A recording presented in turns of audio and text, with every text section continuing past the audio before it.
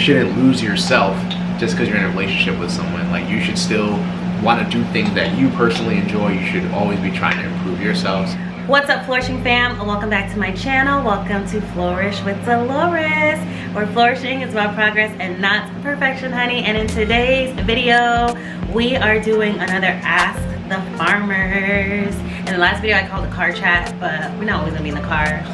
We might just be in different places. Right. So it's gonna be Ask the Farmers. We're gonna answer 2 questions that have been submitted while we cook and the baby is napping.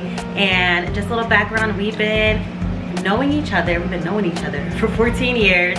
We've been together for 11 and married for 3 years. So we are newlyweds and just living our best life as new parents. So let's get to it. We're making this easy chicken mozzarella bake. I already seasoned and cleaned the chicken when we bought it and brought it home. I've been doing more of that, which makes life so much easier.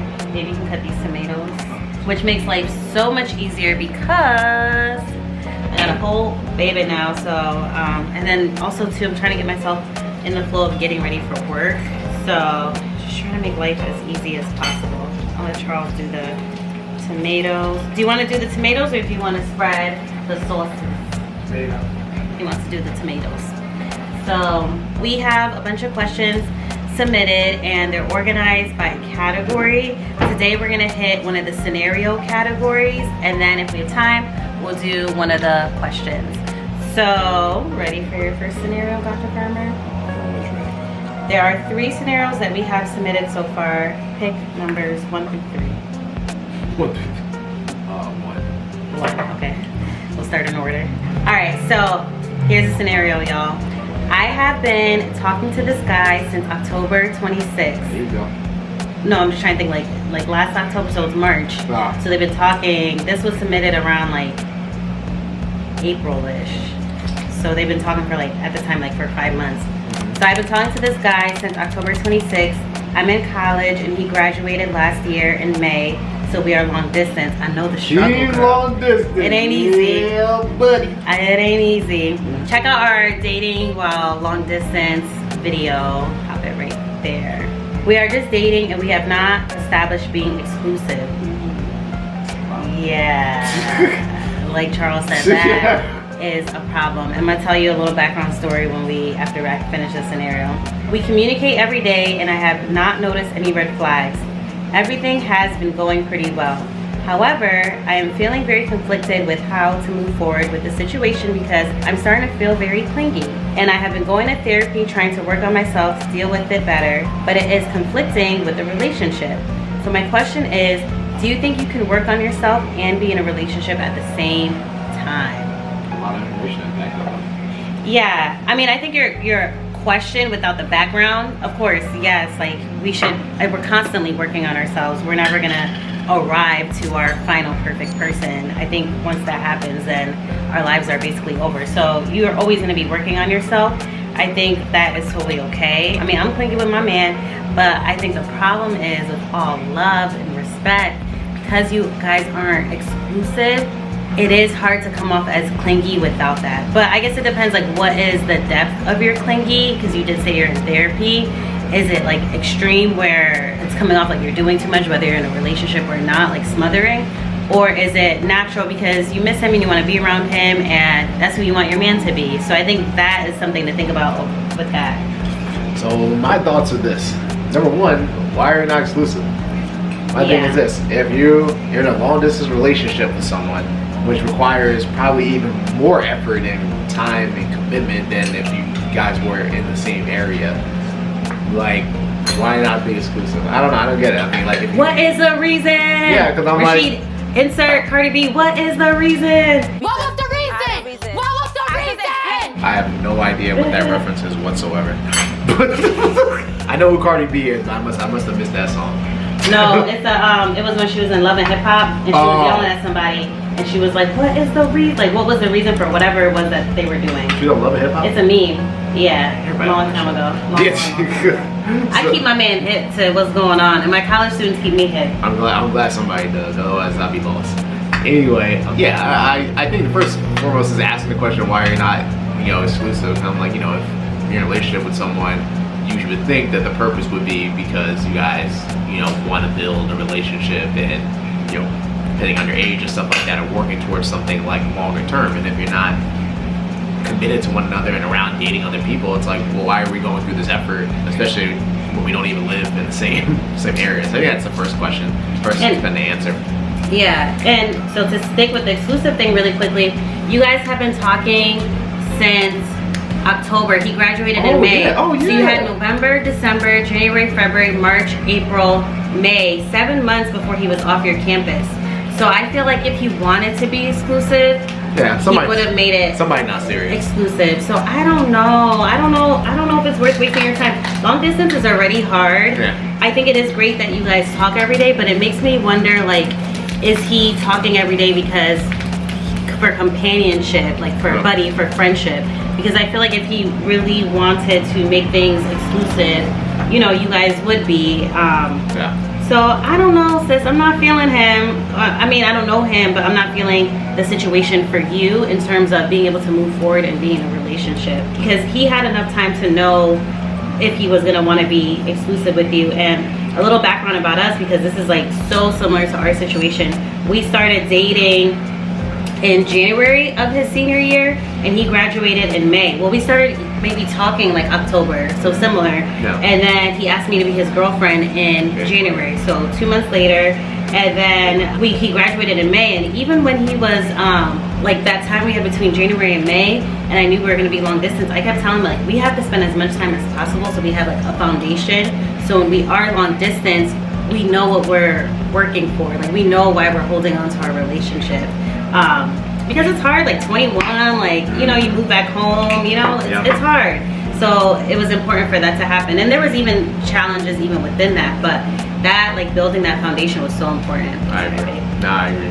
And then in regards to the, can you be working on yourself? Yeah, absolutely. I don't think anything is wrong with getting counseling and therapy. A lot of couples that do it, and probably a lot of couples that should be doing it. You know, I don't think it's ever wrong. You should honestly be working, you know, on yourself. Like, I think, like, if you look at your relationship and like 10 years down the line, you are the exact same person and you haven't done a single thing to change yourself or anything, like that to me is a problem and concerning. Right. You know, you shouldn't lose yourself just because you're in a relationship with someone. Like, you should still want to do things that you personally enjoy. You should always be trying to improve yourself. So don't feel that, like, just because you're in a relationship that, like, it can't work or whatever, that you're not supposed to be concentrating on yourself because you should. And that is Ask the Farmers with this scenario. I think we have time for one more question.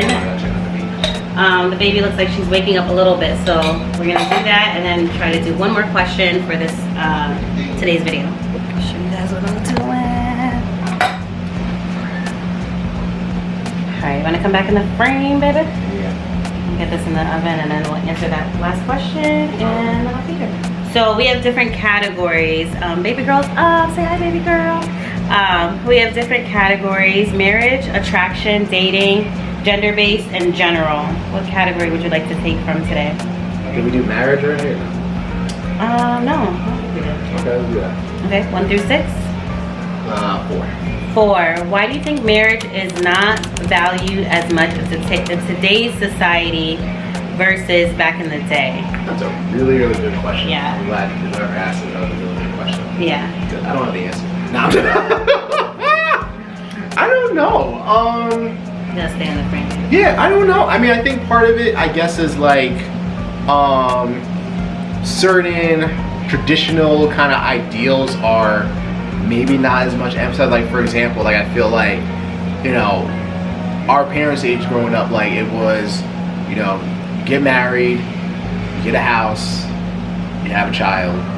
But now, you know, some people are having children first before they get married. Some people are getting homes and stuff before they're getting married. And I think sometimes people are kind of moving away from kind of the traditional values that our family does. For the reason why, I don't know. I mean, I think in some places it can be, you know, more convenient. You know, for some people it may be more financially convenient to end up getting a house and stuff before planning a wedding and getting married. But I think that's when people forget, like, you know, focusing so much on the financial aspects and stuff of, like, planning a wedding and stuff like that. It shouldn't, like, supersede, like, marriage, you know. And I tell people, like, I think, only because I remember us having this conversation, but, you know, I think sometimes we as a society put so much emphasis on, like, saving up for this, like, immaculate, like, wedding that I think people forget about, like, what it takes to like build a marriage in terms of like having communication with your partner, going through counseling, talking about how you guys are going to be partners through so many different things that happen in life, like balancing finances, balancing family structures, things like that. And I think we've gotten away from like talking about those things. So it's kind of my long-winded way of saying that, like, I agree with you. I think we have kind of gotten away from those values. The reason why, I don't know. I don't really have a great answer why we got away from it. Yeah, I agree. I think social media and how big our world has gotten. I mean, our world has always been big, but how big we get to experience our world versus how our parents and our grandparents got to experience our world has had an impact. So with our parents, even our grandparents, like, they could really only date the people within their community, their village. They weren't thinking about, you know, the girl in New York City because they had an app that then now they could reach them or be on social media and connect with someone in California. So I think now social media has made who we can reach a lot larger. So I think some people think, oh, there's so much out there, I have other options. Or what if I might meet someone else? I may meet someone else, where I think for our parents and all of that, like, whoever was in your city, like, you just kind of connect with them, you partner with them to create the life that you want. You both work hard, you get your house. I feel like everybody was kind of following the American dream steps, which included marriage, so you can have a partner, whether it was a traditional woman in the home that was a homemaker, or whether it was to have someone that can also help financially. I think there was more emphasis on partnership. Well, now everybody's kind of getting it on their own, which is sad, because as partners, there's so much you can do and there's so much further you can get together. And I think Charles touched on it with the wedding things. People are taking the whole weddings, and even I had felt a lot of that pressure, which is why I'm glad that we didn't do our big wedding until we were already married, because there are some things that I would have like forced us to do if it was our first time marriage, and if I was more so playing on a lot of that pressure. But I think for some men who may want to get married, they have the pressure on, oh, her ring has to be really big, or the proposal has to be super extravagant, the wedding has to be super extravagant. Then they become afraid because they're like, I don't have the money for that. So I feel like then they kind of drag that along. So that means we can't get married. I'm like, no. So I think you have two types of people, potentially. One who may want to get married, but they feel like they can't meet society's expectation of the proposal, the ring, the wedding. And then you have the person who, you know, feels like, I mean, there's so much out there, I could just get on my app, swipe left, and be with the next girl the next day, so why should I be committed right now? But so I feel like there's a fear of that commitment. But that's the thing I never really understood, and we talk about this a lot. I don't know, maybe I'm just old school, I guess. I don't know, but I can't grasp it. I'm like, if you found someone that you like and you generally get along with and stuff, like, why would I, like, go try to look at what else is out there? I'm like, kind of like, you know, one of my favorite movies of like Tyler Perry is Why Did I Get Married? I love that movie. Just because I love when they talk about, I mean, a lot of good scenes, but I love when they talk about the 80-20 rule. Like how, like, you got 80, yeah, because so basically if you're not familiar with the movie, it's basically about like a bunch of couples that go together for like a retreat, but like every couple has like some type of like issue, and one of the characters is like, you know, talking about like, he's basically not being faithful to his wife, and the guys were kind of educating to say, like, you know, a lot in most relationships you will only get 80% of like what you're looking for, no more, no less.